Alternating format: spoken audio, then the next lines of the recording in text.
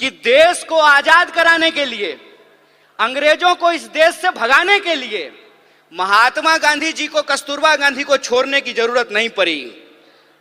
छोड़नी पड़ी क्या? कस्तूरबा गांधी को साथ लेके चलते थे ना। और एक आज के प्रधानमंत्री हैं, कहते हैं कि हमको देश की सेवा करने के लिए पत्नी छोड़ना पड़ा। हाय रे बेईमानी। मेरी एक दोस्त है, उसने मुझे कहा एक दिन कि मुझे मोदी जी बहुत पसंद हैं। हमने कहा कि तुमको हम ना पसंद हैं यह बात कोई दिक्कत नहीं है, लेकिन तुमको अगर मोदी जी पसंद हैं तो एक बात हम तुमको कहना चाहते हैं, ईश्वर करें कि तुमको मोदी जैसे ही पति मिले। जो महिलाएं ये कह रही थी कि बृजभूषण जी ने कुछ नहीं किया, रह पाएंगी बृजभूषण के साथ? जीवन बिता पाएंगी उसके साथ? अमेरिका कहता है ना कि हम दुनिया का सबसे मॉडर्न देश हैं, मॉडर्निटी का ठेकेदार हैं। अमेरिका में आज तक कोई महिला राष्ट्रपति नहीं बन पाई है, और हमारे यहां महिला राष्ट्रपति बनी, और उसी आधार पे भाजपा को कहने का यह हक मिला कि हम एक आदिवासी को राष्ट्रपति बना रहे हैं। कि एक आदिवासी को अगर इस देश का राष्ट्रपति बनाया गया है, तो मणिपुर में जब अत्याचार हो रहा था तो माननीय राष्ट्रपति ने अपने मुंह पे क्यों चुप्पी साध रखी है? कि नेताजी आने वाले हैं तो 4 महिला को बुला करके वंदे मातरम गवा देते हैं। हम गुलदस्ता नहीं हैं कि भीड़ में जो है आप आगे में 4 लोगों को बिठा करके हमको सजा दीजिएगा। हम तेज पत्ता हैं कि बिरयानी में ऊपर से डाल दीजिएगा और जब खाने लगेगा तो निकाल दीजिएगा। सारी जो एंकर हैं वो टीवी पे क्या कर रही हैं? वो कह रही हैं कि मणिपुर पे आप बोल रहे हैं, राजस्थान पे नहीं बोल रहे हैं। अरे राजस्थान क्या, दुनिया के किसी कोने में अगर महिलाओं के ऊपर कोई अत्याचार होगा तो बिना किसी राजनीतिक लाग लपेट के उसके ऊपर सवाल खड़ा करेंगे, उसके खिलाफ बोलेंगे, यह हमारा हक है। धन की देवी लक्ष्मी है, विद्या की देवी सरस्वती हैं, तो धन की देवी जब लक्ष्मी थी तो राइट टू प्रॉपर्टी का अधिकार क्यों नहीं दिया गया? यह प्रश्न पूछना चाहिए ना। जब विद्या की देवी सरस्वती हैं तो महिला और पुरुष को पढ़ने का अधिकार क्यों नहीं दिया गया? जो ये कहता है निर्भया कांड के दौरान कि अगर वो उस बलात्कारी को भैया भैया कह करके माफी मांगती तो उसकी जान बच जाती, उसी मानसिकता के लोग जब आज सत्ता में बैठे हुए हैं, तो आपको लगता है कि निर्भया के न्याय के लिए जो कानून आया वो कानून बन पाता? वो कानून इसलिए बन पाया क्योंकि कांग्रेस का नेतृत्व सोनिया गांधी के हाथ में था। इस बात को याद रखिएगा। हमारा मानना है कि मौजूदा वक्त में समाज का कोई ऐसा तबका नहीं है जिसको अपनी लड़ाई सिर्फ अपने लिए और सिर्फ अपने दम पर लड़ने की जरूरत है। हम जिस दौर में हैं, जिस वक्त में हैं, उसमें हर डिस्कोर्स में एक इंटरसेक्शनैलिटी है। इंटरसेक्शनैलिटी कहने का मतलब यह है कि अगर हम सुरक्षा की बात करें तो सुरक्षा किसी एक तबके की नहीं, पूरे समाज की जरूरत है। अगर हम गरीबी उन्मूलन की बात करें तो यह किसी एक जेंडर के लिए नहीं, बल्कि यह सभी जेंडर पे लागू होता है। और अगर हम किसी भी तरह का समूह उसको ट्रेस करने की कोशिश करें सोसाइटी में, तो हम उसमें एक इंटरसेक्शनैलिटी को देखते हैं। इसीलिए हमारा मानना है कि आज के वक्त में जो आंदोलन अलग अलग हो रहे हैं, उन आंदोलनों को मिलाने की जरूरत है, उनको इकट्ठा करने की जरूरत है। मतलब विद्यार्थियों का आंदोलन है, लेकिन वो महिला अधिकारों का भी आंदोलन होना चाहिए। किसानों का आंदोलन है, लेकिन वो महिला सम्मान का भी आंदोलन होना चाहिए। इस देश में चाहे आदिवासी आंदोलन हो, दलित आंदोलन हो, विद्यार्थी आंदोलन हो, किसान आंदोलन हो, मजदूर आंदोलन हो, किसी भी राजनीतिक दल के जितने भी फ्रंट हैं, जैसे अगर हम अपनी पार्टी भारतीय राष्ट्रीय कांग्रेस की बात करें तो हमारा विद्यार्थियों का फ्रंट है एनएसयूआई, नौजवानों का फ्रंट है यूथ कांग्रेस, महिलाओं का फ्रंट है महिला कांग्रेस, किसानों का फ्रंट है किसान कांग्रेस। हमारा मानना है कि इन सारे फ्रंट को एक साथ मिल करके, एकजुट होकर के ऐसे काम करना चाहिए जैसे लोकतंत्र के 4 स्तंभ होते हैं, हम सबको एक एक स्तंभ के रूप में काम करना चाहिए, मिलकर के काम करना चाहिए। इसीलिए आज जब मैं आपके बीच यहाँ मौजूद हूँ तो भाषण देने के लिए नहीं आया हूँ।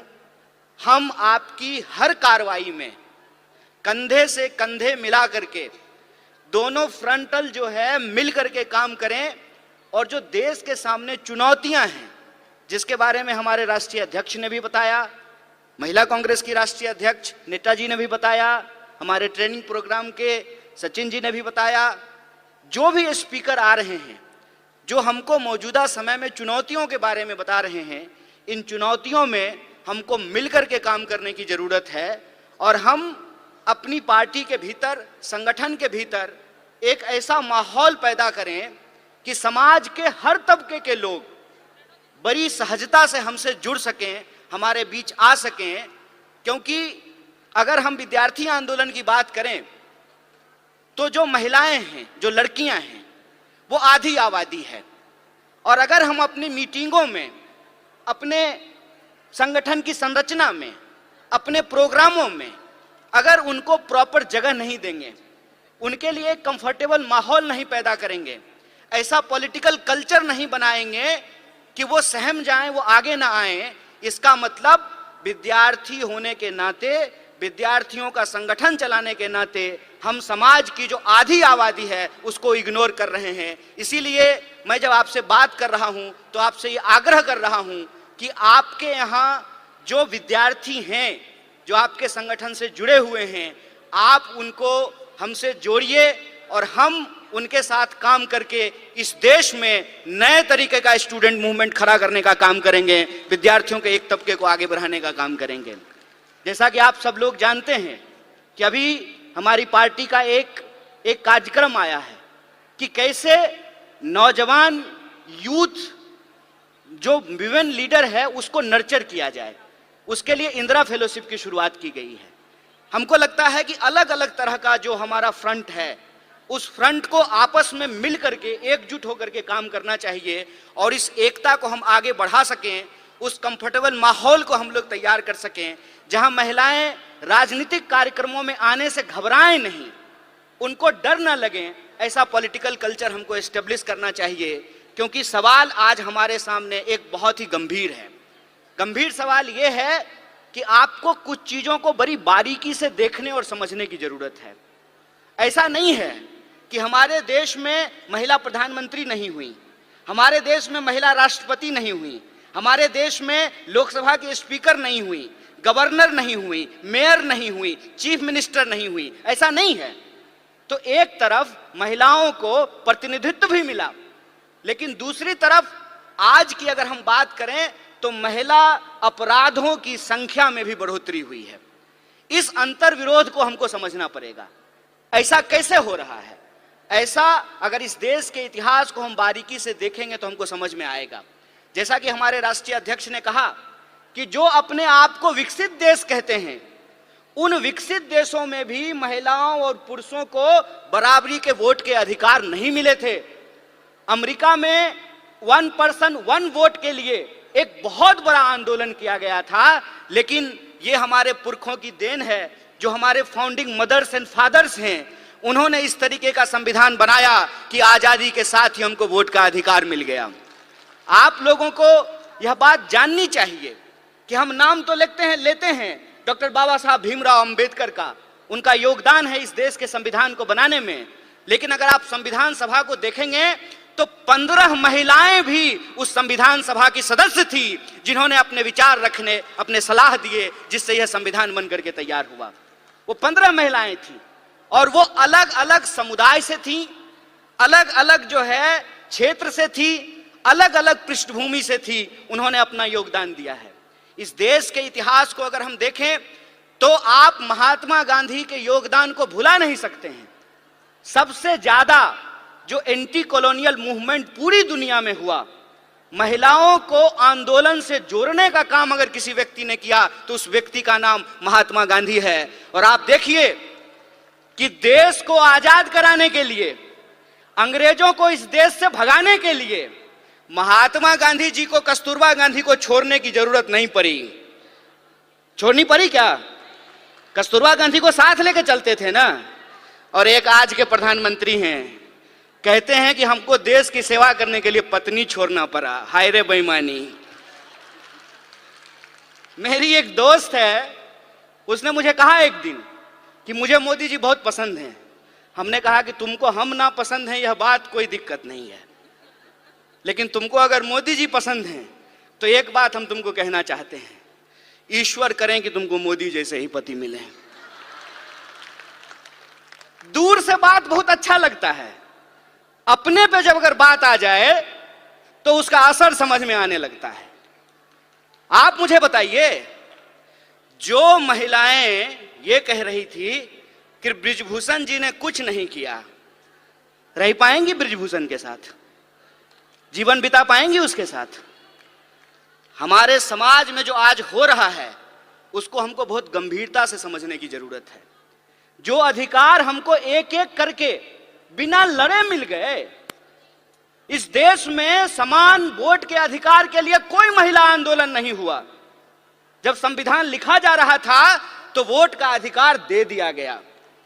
इस देश में संविधान सभा में 15 महिलाएं शामिल होंगी, इसके लिए कोई आंदोलन नहीं हुआ। महात्मा गांधी ने अपने इनिशिएटिव से, उस वक्त जो है हमारा अखिल भारतीय महिला संघ नहीं था, महिला कांग्रेस नहीं था उस वक्त, लेकिन गांधी जी ने महिलाओं को घर से निकाल करके अपने आंदोलन में शामिल कराया। और आप जानते हैं, शराबबंदी के खिलाफ जो पिकेटिंग का आंदोलन होता था वो पूर्ण रूप से महिलाओं का आंदोलन था। महिलाएं जाती थी और शराब की दुकानों को बंद कराती थी। महिलाओं को राजनीति की मुख्य धारा में लेकर के आए, ये एक प्रोग्रेसिव सोच थी। प्रोग्रेसिव सोच के चलते संविधान सभा का ऐसे निर्माण हुआ जिसमें महिलाओं के प्रतिनिधित्व को सुनिश्चित किया गया।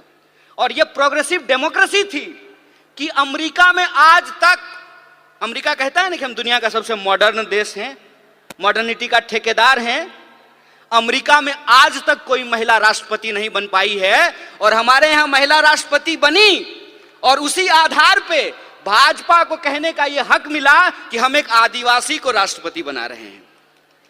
बोलिए, लेकिन प्रश्न यह है आज हमारे सामने कि एक आदिवासी को अगर इस देश का राष्ट्रपति बनाया गया है तो मणिपुर में जब अत्याचार हो रहा था तो माननीय राष्ट्रपति ने अपने मुंह पे क्यों चुप्पी साध रखी है?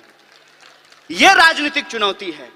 इस राजनीतिक चुनौती को हमको समझना पड़ेगा और हम यह बात समझें कि विंग बनाने का यह मतलब नहीं होता है कि हम गुलदस्ता हैं, कि नेताजी आने वाले हैं तो 4 महिला को बुला करके वंदे मातरम गवा देते हैं। हम गुलदस्ता नहीं हैं कि भीड़ में जो है आप आगे में 4 लोगों को बिठा करके हमको सजा दीजिएगा। हम तेज पत्ता हैं कि बिरयानी में ऊपर से डाल दीजिएगा और जब खाने लगेगा तो निकाल दीजिएगा। यह प्रतिनिधित्व का सवाल है। प्रतिनिधित्व के सवाल को हमको सीरियसली लेना पड़ेगा और अगर हम सीरियसली लेते हैं तो प्रश्न आता है पॉलिटिकल कल्चर का। आपने देखा, सारी जो एंकर हैं वो टीवी पे क्या कर रही हैं? वो कह रही हैं कि मणिपुर पे आप बोल रहे हैं, राजस्थान पे नहीं बोल रहे हैं। अरे राजस्थान क्या, दुनिया के किसी कोने में अगर महिलाओं के ऊपर कोई अत्याचार होगा तो बिना किसी राजनीतिक लाग लपेट के उसके ऊपर सवाल खड़ा करेंगे, उसके खिलाफ बोलेंगे ये हमारा हक है। आप ये व्हाट अबाउट रीच कर रहे हैं। आप ये दिखाने की कोशिश कर रहे हैं कि चोरी हो जाना, डकैती हो जाना और बलात्कार हो जाना एक है, नहीं है एक। किसी का पर्स मारा गया और किसी के साथ बलात्कार हुआ, ये दोनों अपराध एक है क्या? जो सर्वाइवर होते हैं उनकी पूरी जिंदगी जो खराब हो जाती है। सवाल सिर्फ शरीर का नहीं है, सवाल उनकी मानसिकता का है, सवाल साइकोलॉजी का है। इस बात को हमको समझना पड़ेगा और ये दोनों अपराध को मिलाने, कोई दोनों अपराध को एक बनाने की कोशिश कर रहे हैं। हमको इसकी गंभीरता को समझना पड़ेगा। हमको इस गंभीरता को समझना पड़ेगा कि यह सब कुछ आ कहां से रहा है, उसके पीछे की मानसिकता क्या है। और हमारे राष्ट्रीय अध्यक्ष ने भी यह बात कही और सचिन जी भी ने अपनी बात में इस बात को कहा कि हम मानते क्या हैं, हम सोचते क्या हैं। अगर हम ये सोचते हैं, हमारे सोच में है कि धन की देवी लक्ष्मी है, विद्या की देवी सरस्वती हैं, तो धन की देवी जब लक्ष्मी थी तो राइट टू प्रॉपर्टी का अधिकार क्यों नहीं दिया गया? यह प्रश्न पूछना चाहिए ना। जब विद्या की देवी सरस्वती हैं तो महिला और पुरुष को पढ़ने का अधिकार क्यों नहीं दिया गया? यह जब हम सोचेंगे तब हमको समझ में आएगा कि आजादी गिफ्ट में नहीं मिला है, नागरिकता का अधिकार गिफ्ट में नहीं मिला है, राजनीति में शामिल होने का अधिकार गिफ्ट में नहीं मिला है। जो लोग उस वक्त आंदोलन को चला रहे थे, ये उनकी सोच थी कि अगर हमारी महिलाओं के पास पहनने के लिए साड़ी नहीं है। जब कस्तूरबा के साथ गांधी गए चंपारण, तो कस्तूरबा से गांधी ने पूछा कि ये बताओ कि हमारे प्रोग्राम में महिलाएं क्यों नहीं आती हैं? तो कस्तूरबा ने बताया कि इतनी ज्यादा गरीबी है कि बाहर जाने के लिए एक ही साड़ी है, सारी महिलाएं एक बार बाहर नहीं निकल सकती हैं, तो सारी महिलाओं को छोड़ करके कोई एक बाहर नहीं आना चाहता है। और एक कहानी बोल करके मैं अपनी बात को समाप्त करूंगा, उससे आप वस्तु स्थिति को अपने आप समझ जाएंगे।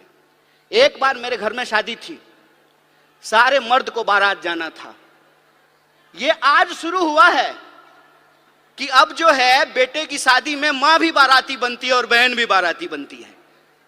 पहले ये नहीं होता था। मेरे बचपन में जो मुझे याद है कि जब शादियां होती थी घरों में तो सारे मर्द चले जाते थे और सारी औरतें रुक जाती थी।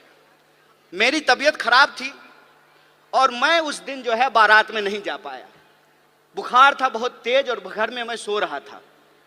कुछ देर के बाद मैंने ये देखा, जब बारात चली गई है तो हमारे घर में गाने की आवाज आ रही है, थालियां बज रही हैं, ढोलक बज रहा है और लोग गा रहे हैं, नाच रहे हैं। कौतूहलता बस, आउट ऑफ क्यूरियोसिटी, मैं जाकर के चुपचाप दरवाजे के पास जाकर के देखने लगा और मुझे इतना आश्चर्य हुआ कि जिस मां ने मुझे 9 महीने पेट में रखा, अपनी एक एक सांस दी, खून दिया, पसीना दिया, 9 महीने पेट में रख करके पैदा किया, रोज खाना खिलाया, पखाना साफ किया, पढ़ाया लिखाया, वो मेरी मां गाती है ये मुझे मालूम ही नहीं था। वो मेरी बुआ जिसकी गोद में मैं पला, वो बुआ जो है डांस करती है मुझे पता ही नहीं था। और वो जो एक फोक कल्चर है, वो फोक कल्चर इतना मजबूत है कि वो वक्त मिलता था महिलाओं को अपने भीतर के श्रृंगार को प्रकट करने का, अपने भीतर के प्रेम को प्रकट करने का। जिस समाज में आपको आपकी भावना प्रकट करने का अधिकार नहीं हो, उस समाज में महिलाओं को राजनीति में लेकर के आना एक चुनौतीपूर्ण कार्य है। और हम जितना आगे बढ़ रहे हैं, यह जो विचार वाली बात है, जो ये कहता है निर्भया कांड के दौरान कि अगर वो उस बलात्कारी को भैया भैया कह करके माफी मांगती तो उसकी जान बच जाती, उसी मानसिकता के लोग जब आज सत्ता में बैठे हुए हैं, तो आपको लगता है कि निर्भया के न्याय के लिए जो कानून आया वो कानून बन पाता? वो कानून इसलिए बन पाया क्योंकि कांग्रेस का नेतृत्व सोनिया गांधी के हाथ में था। इस बात को याद रखिएगा। यह प्रतिनिधित्व का सवाल है, यह नेतृत्व का सवाल है कि अगर नेतृत्व इस देश में इंदिरा गांधी के हाथ में रहा, नेतृत्व सोनिया गांधी के हाथ में रहा, तो महिलाओं को आगे बढ़ने का हक मिला। और नेतृत्व आज एक ऐसे आदमी के हाथ में है जो पत्नी छोड़ करके भाग गया, तो महिला अधिकार का क्या होगा, इसको आप बखूबी समझ सकते हैं। इसीलिए मैं पॉलिटिकल कल्चर की बात कर रहा हूं। अपराध कहीं भी हो सकते हैं, अपराध छत्तीसगढ़ में भी हो सकता है, राजस्थान में भी हो सकता है, मणिपुर में भी हो सकता है, मध्य प्रदेश में भी हो सकता है।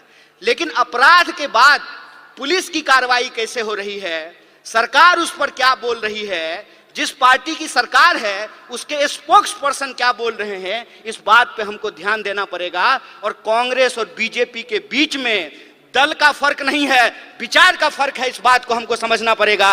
और अगर हम समानता में भरोसा रखते हैं, अगर हमको लगता है कि बलात्कारियों को मंत्री, मुख्यमंत्री, विधायक और एमपी नहीं बनाना चाहिए, तो 2024 का चुनाव कांग्रेस पार्टी के अस्तित्व का चुनाव नहीं है, 2024 का चुनाव हम महिलाओं के लिए, हम तमाम नागरिकों के लिए, इस देश के अस्तित्व का सवाल है, संविधान के अस्तित्व के सवाल है। इसको हमको समझना पड़ेगा। और जिन चीजों से हम जूझ रहे हैं, चाहे वो महंगाई हो, चाहे वो बेकारी हो, उन तमाम सवालों को लेकर के हमको घर घर जाना है। और जो संविधान ने जो हमको अधिकार दिया है, समान अवसर का, सम्मान का, एकता का, भागीदारी का, उसको हमको आगे लेकर के जाना होगा। और जो नारा आपने लगाया है, आधी आबादी पूरा हक, अपनी पार्टी और एनएसवाई के तरफ से इस मांग के साथ हम पूर्ण समर्थन में खड़े हैं और आप इस लड़ाई में कंधे से कंधे मिला करके आपके साथ चलेंगे। इन्हीं शब्दों के साथ अपनी बात को खत्म करूंगा। शुक्रिया। इनकलाब जिंदाबाद। जय हिंद, जय कांग्रेस, जय महिला शक्ति।